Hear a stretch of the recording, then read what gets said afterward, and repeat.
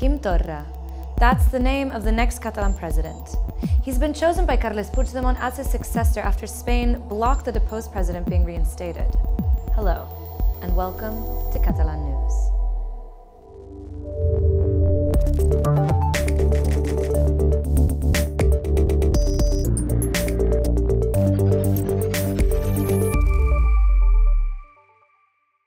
It was the million-dollar question. Who would follow Carles Puigdemont as Catalan president?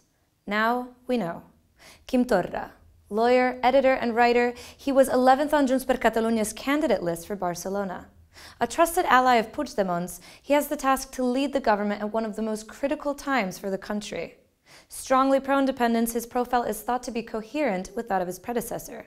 Soon he will face parliament to be elected. Quim Torra fits with Junts per Catalunya's strategy of choosing a provisional figure who feels that the quote-unquote legitimate president is Puigdemont.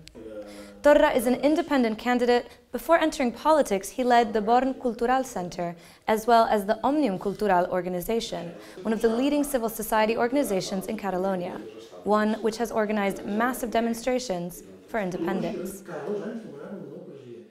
The Torra candidacy for the presidency was announced this evening by Carles Puigdemont. El nostre grup proposa el company diputat Quim Torra per la presidència de la Generalitat, perquè pugui assumir aquesta responsabilitat en els propers dies i perquè pugui formar govern de manera immediata.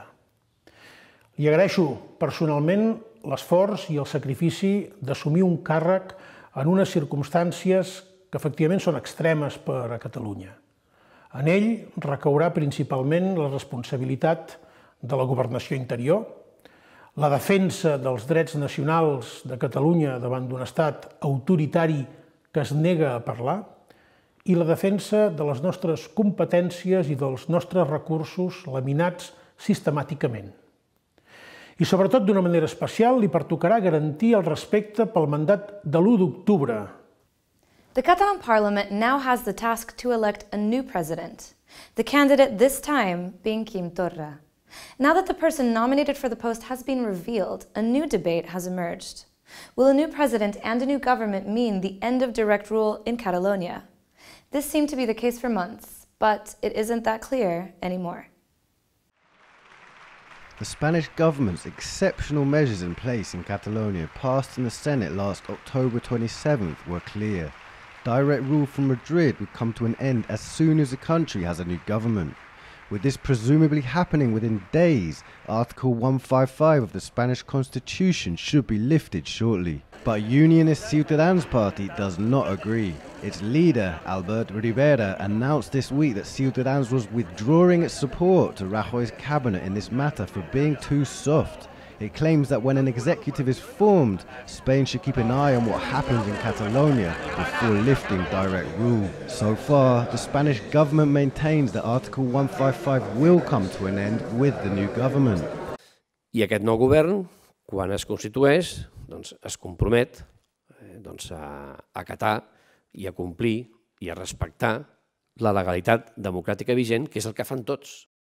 Mariano Rajoy also said today that he's ready for engaging in dialogue, but on two conditions: that the Catalan executive acts within the Spanish law and that discussions do not tackle anything outside this legal framework. 7 months on, the images of Spanish police officers beating voters outside polling stations still impact Catalonia and still raise many unanswered questions. Who took the final decision to beat civilians? What criteria did they follow to charge at people in some polling stations while not in others? No investigation is underway to assess police actions that have most shaken Catalan society in years. And Amnesty International urges for an inquiry. More than 1,000 people were reportedly injured in Catalonia on October the 1st. On that day, Spanish police cracked down on voters to stop a referendum on independence. Amnesty International called the use of force excessive and disproportionate. But who is to blame for the violence, and who should be held accountable? The human rights organisation urged Spain to launch an investigation into the matter. That was more than 7 months ago. In a new report, Amnesty paints a grim picture of the progress made so far. The NGO says the Spanish prosecutor is uninterested and unsupportive, and even accuses the institution of obstructing the ongoing investigations. Amnesty also decries Spain's Interior Ministry, which is in charge of police, for failing to launch internal investigations into what happened. The report also refers to the use of riot control equipment by police officers, such as rubber bullets. The organisation calls for such items to be banned, arguing they pose a serious threat to people's lives and bodily integrity. In recent months, Amnesty has become increasingly critical of Spain over issues such as the imprisonment of pro-independence activists, freedom of speech, and the misuse of counter-terror laws to crush satire. While no investigation on the violence is taking place, the Spanish courts are carrying out several cases against the people who prepared and executed the vote. A Barcelona court is investigating some 30 officials for the referendum preparations. And to this list, 2 more names have just been added. Amadeu Altafaj, the deposed Catalan government representative in the European Union, and the former spokesman of the European Commission. Additionally new is that of Albert Royo, the also deposed Secretary General of the Diplocat, the Public Diplomacy Council. As well as those in the political leadership of the country ahead of the vote, who are facing decades in prison, the Spanish National Court is also investigating Catalan police chiefs during the referendum. And today, the Spanish court added 4 more people to its list, those accompanying Carles Puigdemont at the time that he was arrested in Germany. They are being accused of aiding and abetting and have been summoned to appear in court on May 29th. On this show, we've been telling you about what some international voices have said about the Catalan situation. Today we've heard no statements, but we learned about a move by a very well-known figure. Viggo Mortensen, an American-Danish actor featuring in films like this one, Captain Fantastic, as well as The Hobbit and The Lord of the Rings as Aragorn, has joined Òmnium Cultural. This is a cultural pro-independence grassroots organization with 115,000 members, and whose president is in pre-trial jail. Jordi Cuixart, along with the president of another pro-independence organization, Jordi Sánchez, were imprisoned on October 16, 2017, accused of rebellion.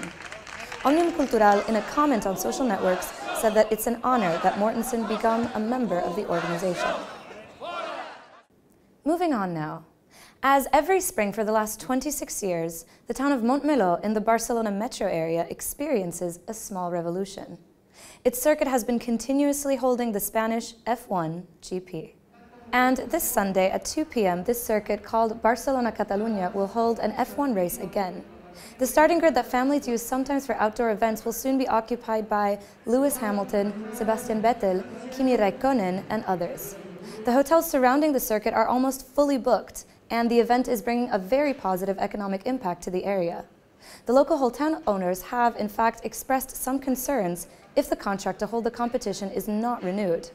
They say that without the F1 GP, some 40% of the workers in the local hotel sector could lose their jobs. Són uns ingressos massa importants com per permetre'ns el luxe, diguem, de no tenir l'activitat al circuit de Catalunya, que en aquests moments, com ja des de feia molt de temps, està en dubte. Still talking about business, but now a much tastier kind. Cheese raclette is not just for Switzerland, it's found in Catalonia too. Today we visited a cheese producer in the Catalan Pyrenees who's just presented a new, mouth-watering product. There's nothing quite like crafted artisan cheese, the product of a method perfected over many years. But attention to tradition does not exclude creating something new, at least for a cheese shop and maker high in the Catalan Pyrenees. Called Mas de Droles al Drall, they can be found in the northern Alt Urgell county. They specialize in cow cheese with a small percentage of sheep products. The item in question is already popular, the armazenda, prepared with salt to perfectly interact with yeast. Això al final li dona un gust peculiar, produït pels llevats, i seria un formatge tipus raclette que fon molt ben calent. The cheese has been remade to prepare as raclette, the melted cheese dish often accompanied by charcuterie and potatoes. Perfect mountain cuisine. But that's not all. The business is also testing a new product made from raw sheep milk, and you don't even have to wait until it hits the shelves. It will be showcased at this year's Lactium exhibition on Catalan cheeses, held in the nearby town of Vic this weekend. Since opening almost 2 decades ago, Mas de Droles al Drall elaborates almost 300 kilos of cheese a week. It even has a tasting space. Since the beginning, it's held strong with its maxim, maintaining quality without sacrificing innovation. And if you'd rather go for a luxurious cava and ice cream, why not have both at the same time? A new creation by Catalan cava producer Codorniu and chef Jordi Roca have come up with a new creation that does exactly that. Anna Rocks is a new ice cream product made in the style of the famous brand Calippo, and it's made with cava.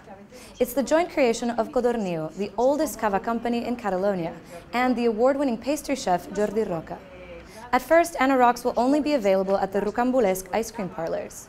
But selling it at Roca's restaurant, the 3 Michelin star Celler de Can Roca, has not been ruled out. So as the weather starts to get warmer, and if you get a hankering for something refreshing, keep your eyes peeled for cava ice cream. To finish our show today, we want to show you footage of demonstrations held by thousands of students who went on strike to reject the verdict of La Manada. You might remember it. It was a controversial case involving a gang rape, the victim an 18-year-old girl.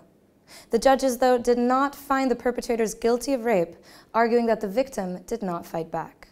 Thanks for following, and see you tomorrow.